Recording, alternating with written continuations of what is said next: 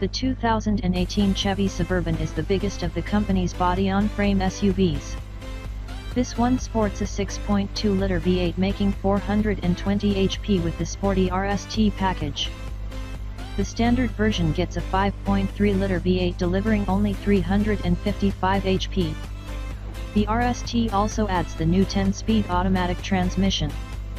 Non-RST models come with a 6-speed.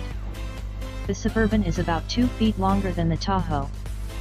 This $80,000 hunk of metal lands under the Premier trim, which adds magnetic ride control, keyless entry with push-button start, 12-way power heated and ventilated seats, lane change alert and side blind zone alert, 20-inch wheels and a few other baubles to the already well-equipped Suburban package.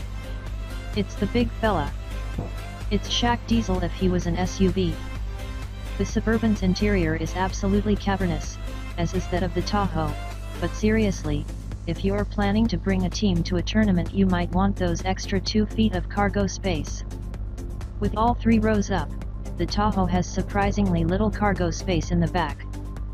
The seats are comfy and the interior is a pleasant place to spend time and all of the controls are easy to understand. Road Test Editor Jr. was so far away I couldn't even give him the fist bump I usually do after we make a yellow light.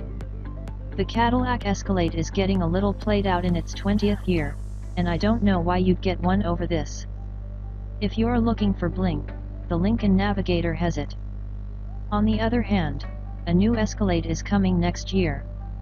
You could always wait for that.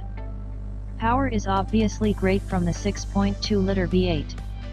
And like the Tahoe with the RST package, that engine and the upgraded brakes make this SUV feel a little bit smaller than the Godzilla Crusher it is. It doesn't feel small, mind you, just small ER. The 10-speed feels great here, as opposed to some of the Ford models that have it. The blue oval and bow tie developed it together, remember. I'd skip the bigger wheels on all of these machines, despite the slightly better looks. I complained about it on the Escalade and I'll continue here. If you're not getting a sports car, why the rubber band tires? It ruins the ride. If anything I would want big-ass mud tires and a trailer hitch for outdoorsy type events. This Suburban gets 14 mpg in the city, which means about 14 mpg overall for an enthusiast. Like the Tahoe, to own one you'd have to hate gas and money and love stopping at the gas station. Still I have no problem, morally, with this SUV, as long as you need it.